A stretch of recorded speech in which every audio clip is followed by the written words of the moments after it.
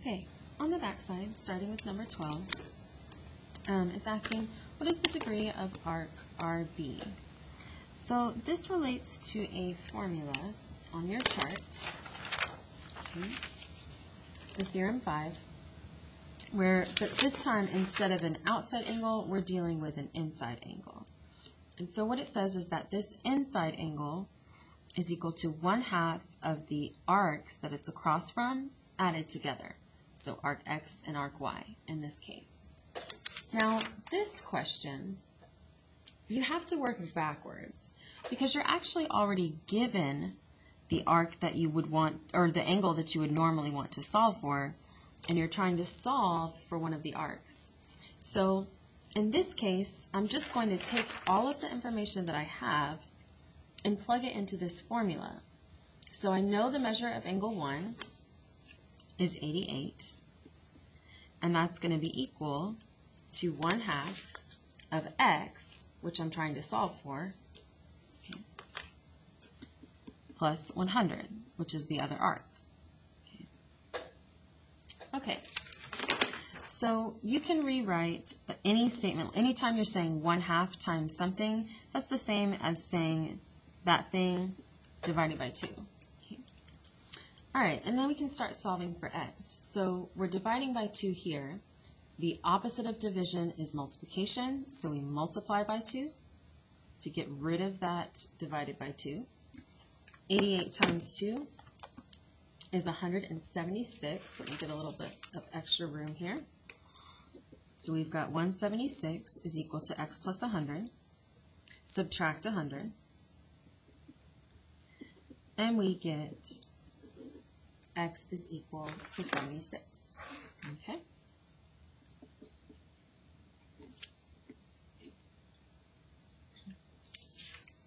All right. Number 13, what are the missing angles? So this is actually, I think, a little bit easier problem in this case, because this time we're actually solving for the angle just like the formula tells us to do. So it's 1/2 X plus Y. In this case, my X and Y are 55 and 40. So 55 plus 40 divided by 2. And that gives us 47.5. Okay. Now, in order to get this angle, so we know that this is 47.5, key part here is that this is a straight line. So 180 minus 47.5 is equal to 132.5.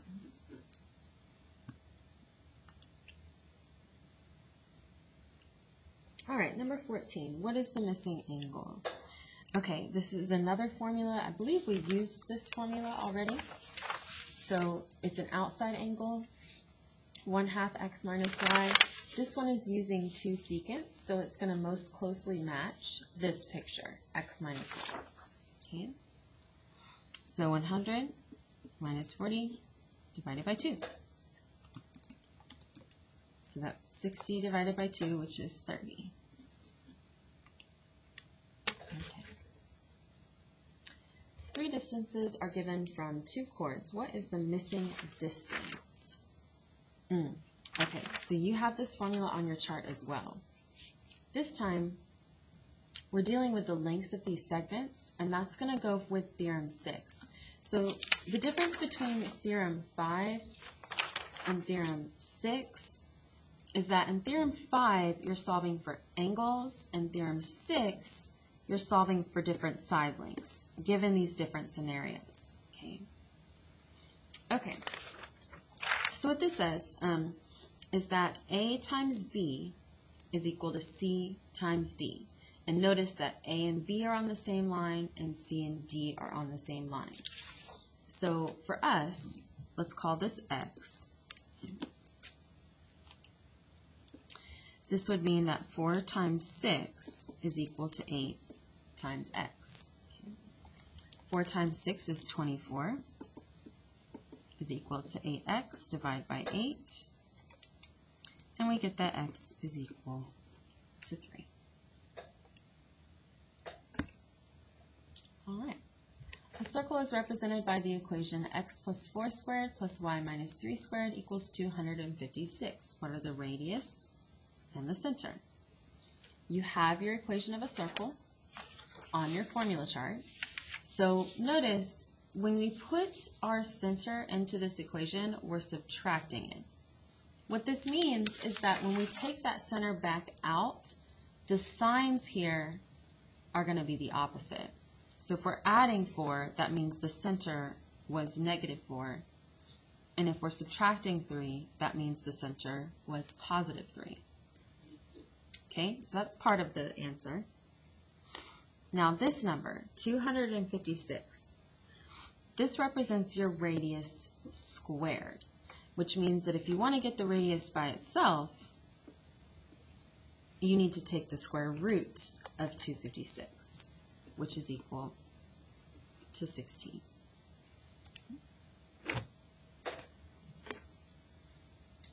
Number 17.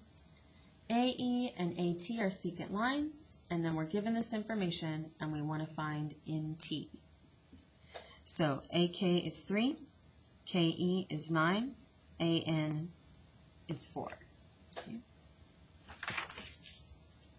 All right, so this is theorem 6 like we were using before, only this time we're given this secant, this secant line, and this secant line. Okay. Which best matches this picture. So we want to use this formula. So the important aspects of this formula are, 1, the fact that W and Y are on the outside parts of the circle. Okay. So whatever we see here, we want to use the outside parts of the circle to plug in here.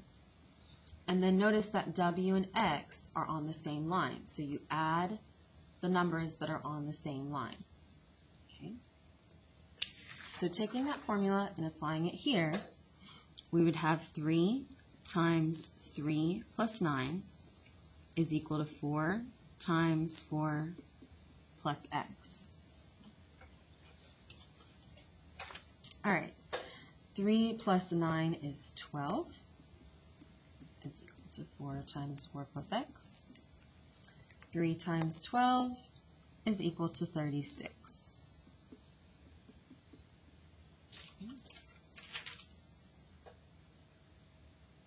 Okay, now from here, there's more than one way that you could do this. You could distribute that 4 out, or you could start by just dividing by 4.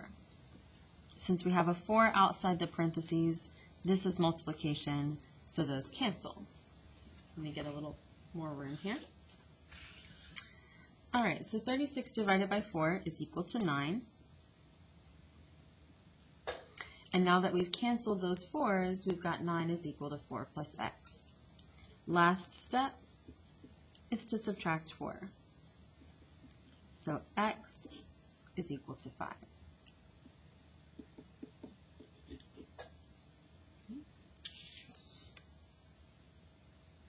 Next, this is a similar problem, except this time instead of a secant and a secant, we've got a tangent and a secant.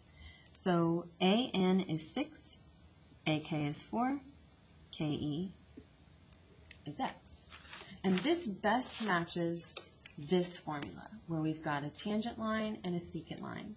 So notice the only difference between here to here is that the piece that's on the tangent is going to be squared. And then the rest of this looks the same as it did before. All right, so the piece that's on the tangent is the 6. So we're going to say 6 squared is equal to 4 times 4 plus x. Okay? So then 6 squared is equal to 36 is equal to 4 times 4 plus x. Since I did the division first last time, I'll do the distribution here just if you want to see it. Okay? So 36 is equal to 16 plus 4x. We would subtract 16. Okay. So 36 minus 16 is equal to 20. Then we would divide by 4, and we get that x is equal to 5 again. Okay.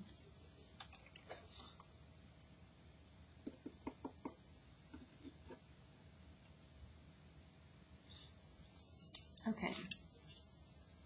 Number 19. So we're trying to get angle A. Angle A is an inscribed angle, inscribed inside of this arc that is 110, which means it's going to be half that. So 110 divided by 2 is 55.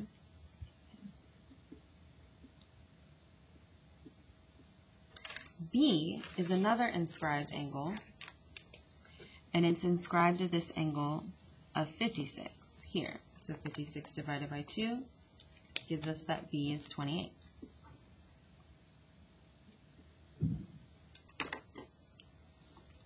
And A is 55. Okay. Now, the way that we're going to get C is because of this triangle. So we already have these two angles. We can get this one. 55 plus 28, 180 minus 83, means that this is 97. And because these are vertical, if that's 97, that's 97. Okay. All right, last one. All right. Okay.